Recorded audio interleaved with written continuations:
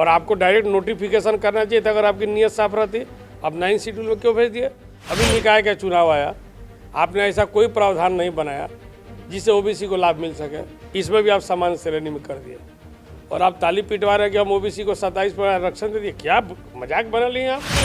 चूँकि पिताजी हमारा अस्पताल में हॉस्पिटलाइज हैं, हमको मौका नहीं मिल पा रहा, नहीं तो हम कोई कसर नहीं छोड़ते हैं, अभी मौका को गंवाने नहीं देते हैं। ईश्वर ने हमको थोड़ा समय साथ नहीं दे रहा है, नहीं तो हम इसका पर्दाफाश करेंगे। 32 का विरोध करने वाला सिंगल कैलाश यादव नहीं है, गठबंधन के लोग स्वयं विरोध कर रहे हैं। तो कुर्मी लोग कह रहे हैं कि हमको आदिवासी में शामिल करो, हम तो खानदानी आदिवासी थे। तो अगर आप सही में शुभचिंतक है तो जो जिसका खतियान जो है कि आदिवासी था, कुर्मी लोग, उसको आदिवासी में शामिल करो, हम इसके पक्षधर हैं, करो। लेकिन द्वेषपूर्ण भाषा पर अपना कंट्रोल कीजिए, ऐसी भाषा नहीं बोलिए जिससे हम लोग को भी तकलीफ लगे। हम लोग उस पर जोड़ के क्यों नहीं चल रहे, आप छोड़ के क्यों चल रहे, हम ये जानना चाहते हैं। आपने 20% लोगों के लिए 1932 ला दिया, 80% लोगों को, जो यहाँ के जन्मे कर्मी लोगों को तो गैर झारखंडी कर दिए। ये कौन सा आपका एक कानून है भाई? ताली पीट रहे हैं। और आपको डायरेक्ट नोटिफिकेशन करना चाहिए था अगर आपकी नीयत साफ रहती। अब 9 शेड्यूल में क्यों भेज दिए? और हमारे 60% जो पिछड़े समाज के लोग हैं, जो ओबीसी वर्ग के लोग, इंक्लूडिंग मुसलमान जो अंसारी जाति से लोग आते हैं, और लोग जो है पिछड़े में जो आते हैं पसमानदा समाज के लोग, आप उनको गजब बेवकूफ़ बना रहे हैं, ताली पिटवा रहे हैं, कह रहे हैं कि ओबीसी आरक्षण दे दिए 27%। मैंने कहाँ से दे दिया? आप अपना निजी संपत्ति लिख दिए और कहाँ भेज दिए? 9 शेड्यूल में पढ़ने के लिए समुद्र में भेज दिए, ये जो कभी उसका गहराई का पता ही नहीं लगा सकता है। क्या तमाशा कर रहे हैं? आपकी नीयत साफ रहती तो आप यही राज्य सरकार में नोटिफिकेशन करते हैं और यहीं पर कानून बनाते हैं। जिसको कोर्ट जाना होता जाता, 9 शेड्यूल में गया तो उसकी न्यायिक समीक्षा नहीं होगी? 100% होगी। 9 शेड्यूल में केंद्र सरकार कब देखेगा नहीं देखेगा, लेकिन उससे पहले न्यायिक समीक्षा मामला चल जाएगा। याचिका करने वाले लोग जाएंगे, हम लोग खुद जाएंगे, चूंकि अन्याय हुआ है। क्या लग रहा है, ये राजनीति हुआ है? और अगर राजनीति हुआ है तो क्या ये आने वाले जो विधानसभा चुनाव है, ये विधायकों पर भी लागू होगा? देखिए, अभी आप बहुत अच्छा सवाल पूछे। पिछले विगत पंचायत चुनाव में आपने ओबीसी को आरक्षण नहीं दिया, सामान्य श्रेणी में चुनाव करवा दिया, जिससे कई लोगों का अधिकार को आपने छीन लिया, एसटी और एससी को लिया। अभी निकाय का चुनाव आया, आपने ऐसा कोई प्रावधान नहीं बनाया जिससे ओबीसी को लाभ मिल सके, इसमें भी आप सामान्य श्रेणी में कर दिए। और आप ताली पिटवा रहे हैं कि हम ओबीसी को 27% आरक्षण दे दिए। क्या मजाक बना लिए आप? ऐसा बेवकूफ़ बनाने के लिए, बेवकूफ़ बनने के लिए पिछड़ समाज है, 60% पिछड़ों की आबादी है महोदय। 60% आबादी वाले को इतने हल्के में आप नहीं ले सकते हैं। हमारे ऐसे कई कार्यकर्ता, सामाजिक कार्यकर्ता, जो नेता जो हैं, इस सारी चीज़ को समझ रहे हैं, आपको मैं बता दे रहा हूँ। और ये राजनीतिक जो है ओछी लोलुपता है, ये दूरगामी परिणाम इसका नहीं है, मैं आपको बता दे रहा हूँ। चूँकि पिताजी हमारा अस्पताल में हॉस्पिटलाइज हैं, हमको मौका नहीं मिल पा रहा, नहीं तो हम कोई कसर नहीं छोड़ते हैं, अभी मौका को गंवाने नहीं देते हैं। ईश्वर ने हमको थोड़ा समय साथ नहीं दे रहा है, नहीं तो हम इसका पर्दाफाश करेंगे। आने वाले समय में एक बड़ा जन आंदोलन होगा। निश्चित तौर पर हम तो बोले थे कि हम लोकतांत्रिक तरीके से जन आंदोलन करेंगे। इसके लिए झारखंड नव निर्माण मंच का गठन हुआ है। इसी के लिए जो बना नव निर्माण का हम लोग काम करेंगे। झारखंड में एक नया निर्माण के लिए हम लोग आवाज़ उठाएंगे, बुलंद करेंगे। और जो जनप्रतिनिधि आज असेंबली में, हाउस में है, कल पब्लिक उनसे सवाल पूछेगी, आप वोट के लिए आइएगा। गठबंधन में तो कैलाश जी, कांग्रेस भी है, आरजेडी भी है, वो क्यों कुछ नहीं बोलती इन सब चीज़ों पर? अगर सौदागर के बाज़ार में व्यापारी अगर फंस जाएगा लाभ के लिए, तो गरीब जो है कि महंगाई से त्रस्त मर जाएगी, वो सामान नहीं खरीद पाएगा। जनता जो है जनार्दन होता है, और जनता जो है कि इन लोग के माने क्या बोलते हैं, कृत्य में फंस चुकी है। और ये लोग सोच रहे हैं कि जनता हमारे रन क्षेत्र में है, माने हमारे अधिकार क्षेत्र में है। एक गलतफहमी है, पब्लिक बोलती नहीं है। जनता बोलती नहीं, जनता अपना काम कर देगी समय पर। किस मुगालते में आप हैं? किस मुगालते में? किसी सूरत पर आरजेडी का बुनियादी पिछड़ से था। लालू जी न्यायिक समाज के सामाजिक न्याय के मसीहा कहलाते थे। तो सामाजिक न्याय, सोशल जस्टिस किससे लाए थे? दलित से, पिछड़े से, अल्पसंख्यक से, आदिवासी से, सबको जोड़ के बनाए थे। अति पिछड़े से जोड़ के सामाजिक न्याय का गठन किया था, जिसको पूरे भारतवर्ष में जो है कि इनको सम्मान मिला था। और उस सामाजिक न्याय के पार्टी के लोग यहाँ के 2024 में इससे नुकसान होगा पार्टियों को? 100%, 100%।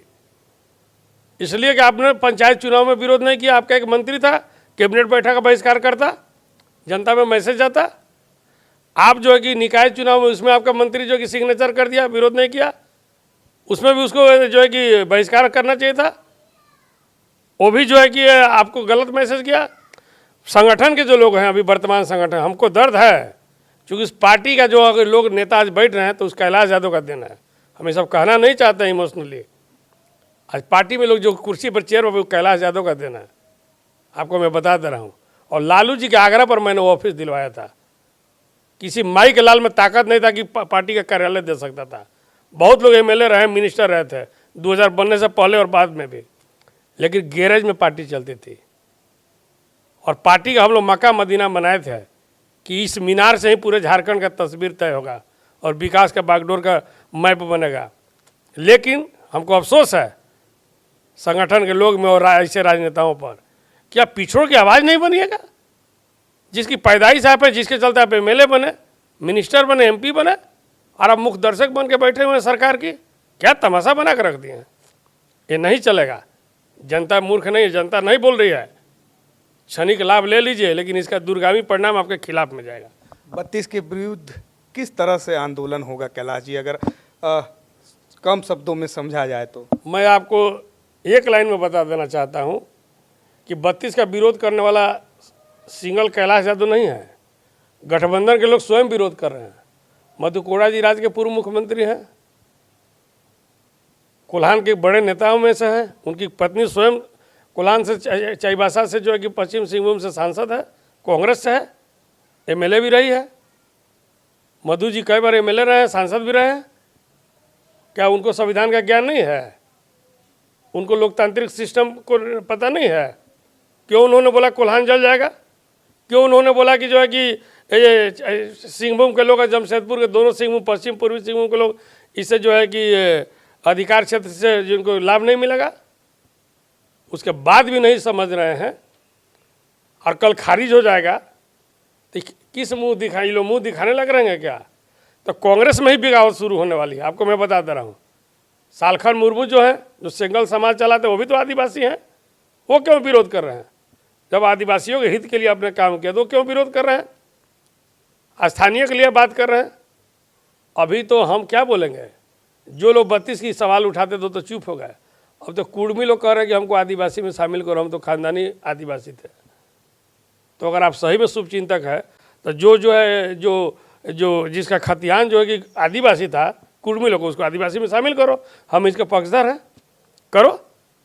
कितना आप रिजर्वेशन देते हो, लाओ। लगभग 13-14-15% की आबादी है उनकी जाति का, शामिल करो इसमें। प्रमाण के साथ वो कर रहे हैं जो कुर्मी जाति है। प्रमाण के साथ क्या है? इतिहास है, हिस्ट्री। जैसे आपने 1932 का हिस्ट्री बता रहे हैं, आपको मैं बता दूं, भारत की आज़ादी 1947 में हुई है। कोई भी ब्रिटिश जमाने का कानून लागू देश में नहीं हो सकता है। देश के माननीय प्रधानमंत्री नरेंद्र मोदी जी ने भाषण दिया था इस बार लाल किला से। जितने विदेश का पुराना कानून था हमने सबको ख़त्म कर दिया। जितना विदेशी नाम था देश में सबको हमने नेस्तनाबूद करने का काम किया। तो भैया ये 1932 का खतियान को भारत सरकार मान्यता देगा? क्या मजाक बना लिए। अब राज्य के मुखिया, आपको इतना भी ज्ञान होना चाहिए।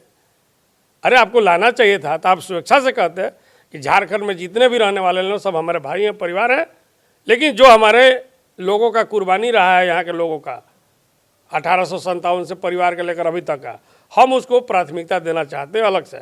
कोई विरोध नहीं करता। तृतीय चतुर्थ वर्ग में 75% आरक्षण का हम लोग मांग किए, तो हम लोग जाति आधारित जनगणना का 75वां आरक्षण का मुख्यमंत्री ने इम्प्लीमेंट, खुशी हुई। आप 75% रिजर्वेशन देते थे यहाँ के लोगों को, 100% रिजर्व कर दिया। बताइए किसी भी देश में 100% रिजर्वेशन को कानूनी मान्यता है? नहीं है। तो ये लागू होगा?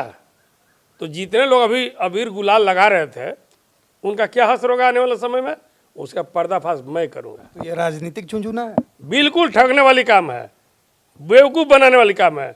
झुंझुना सब तो अच्छा लगता है, ये फुलझड़ी भी बोलने से अच्छा लगता है। ये जो है फुसफुसिया पटाखा है। फुसफुसिया पटाखा जो दिखने में बड़ा बम है, माचिस बरिएगा बजेगा नहीं फुस कर देगा, वही फुस वाला काम किए हैं। मैं आपको बता दे रहा हूँ। और मैं जो भी बात करूँगा, जो संविधान इजाज़त देता है, जो लोकतांत्रिक सिस्टम है, मैं उस पर बात करूँगा। और वही बात मैं जनता के सामने कहूँगा और पूरे राज्य में कहूँगा, कोने कोने में। संथाल भी जाऊँगा, दुमका भी जाऊँगा और पलामू भी जाऊँगा, चाईबासा भी जाऊँगा और चतरा भी जाऊँगा। मैं आपको बता दे रहा हूँ, सारी प्लानिंग मेरी बन रही है। और अलग आप अगर हमको कूरे दिएगा, बोलिए कि आप झारखंडी नहीं हैं, तो हम ठीक है, हम भारत सरकार में ऐसा प्रावधान है कानून में, संविधान में, हम फिर से एक अलग राज्य का मांग करेंगे। ये जरासंध का अति क्षेत्र है और मगध के वो राजा थे बहुत बड़े, मगध सम्राट का लाले वाले थे, और उन्हीं के सारे वंशज यहाँ जितने लोग राज भोग रहे हैं। तो वो जो नक्शा बनाए हैं, उन्हीं का नक्शा में एक और नक्शा का मांग होगा, जिसके लिए झारखंड नवनिर्माण बहुत तेज़ी से काम करेगी। इसके लिए वक्त लगेगा। जैसे गुरुजी ने आंदोलन किया, वो आंदोलन का जो फिर स्वरूप एक तैयार होगा अलग राज्य के लिए। सरकार की अगर नीयत ठीक रहती तो हम झारखंड ओबीसी आरक्षण मंच के भी अध्यक्ष हैं, हमने कई बार ज्ञापन दिया। हमें खुशी है कि हमारे 24 पॉइंट में से बहुत सी बातों को माना गया है। महामहिम से भी मिले थे, मुख्यमंत्री जी के यहाँ 2 बार चिट्ठी भेजी, इन्होंने हमसे नहीं मिला। इसलिए नहीं मिला कि हम लोग का क्रेडिबिलिटी जो है कि झारखंड में चला, हमको क्रेडिबिलिटी की लड़ाई नहीं था, हम अपने मौलिक अधिकार के लिए जा रहे थे। कोई बात नहीं, हमने उनको मुद्दा, उनके सरकार के मंत्री, आपको सारे लगभग मंत्री को, प्रतिनिधियों को हम लोग कार्यक्रम में बुलाए, जा के जो डेलीगेशन के साथ में चिट्ठी दिया। सरकार ने सुना, देर से सुना, जैसे भी सुना, लेकिन हम अपनी पीठ थपड़े। लेकिन अगर आपकी नीयत ठीक है महोदय, माननीय मुख्यमंत्री जी और गठबंधन के लोगों को मैं कहना चाहता हूँ, राज्य में परिसीमन का मांग कीजिए, 150 सीट बढ़ाइए। अगर वास्तव में अपने लोगों को अधिकार देना चाहते हैं, शासन में ताकत देना चाहते हैं, सत्ता में भागीदारी देना चाहते हैं, तो ये झुरझुरी में मत पड़िए, झुंझुना में मत पड़िए। परिसीमन की मांग कीजिए 150 सीट का, और एक इसका जो है कि भौगोलिक दृष्टिकोण बनाइए ऐसा कि जिससे लोग जो है कि असेंबली हाउस में जाए, पार्लियामेंट भी सीट बढ़े और जो है कि असेंबली भी सीट बढ़े। और जितने भी चुनाव होते हैं उसमें 27% ओबीसी को रिजर्वेशन दीजिए और ST/SC को भी रिजर्वेशन दीजिए, तब जो है कि ये राज्य विकास कर पाएगी। ओबीसी का भी सीट हो पार्लियामेंट का, असेंबली का, और जो है कि आपको पंचायत में और निकाय में भी सुविधा उसको मिला, तब ना हम जानेंगे कि आप काम कर रहे हैं। जड़ मजबूत नहीं कर रहे हैं, ऊपर से पानी डालिएगा तो पत्ता तो पानी पड़े तो चमकेगा, लगेगा कि बहुत हरा है। तो मनी प्लांट का पौधा लगाने से हरी नहीं आएगी, आपको ज़मीन में जो है कि पेड़ लगाना पड़ेगा, तभी सुख शांति समृद्धि होगी और सर्वांगीण विकास होगा। ये मेरा मानना है। इस पर जाइए ना, ये आपके लिए एक बड़ा कदम होगा। आप ऐसा चीज़ ला रहे हैं जो कि विवाद में जाएगा और जो है कि उसको न्यायिक समीक्षा में खारिज हो जाएगा, संविधान खारिज कर देगा। बेवजह का आप जो है कि राजनीति कर रहे हैं, कोई तमाशा नहीं है। देखिएगा फुसफुसिया पटाखा साबित हो जाएंगे। बिल्कुल, हमारे साथ जुड़े हुए थे झारखंड नवनिर्माण के संस्थापक कैलाश यादव जी। और जब से भोजपुरी, मग्गी, अंगी का भाषा हटाया गया था, उसके बाद से यह लगातार विरोध कर रहे थे। उसके बाद 1932 की बात आई, उस टाइम भी यह झारखंड के परिप्रेक्ष्य में बात करते हुए विरोध कर रहे थे। और विधानसभा से विधायक पास हो चुका है 1932 को लेकर, और आने वाले दिनों में एक यह जन आंदोलन करेंगे, ऐसा कैलाश यादव जी का कहना है। और भी अपडेट्स के लिए जुड़े रहे लोकल खबर के साथ।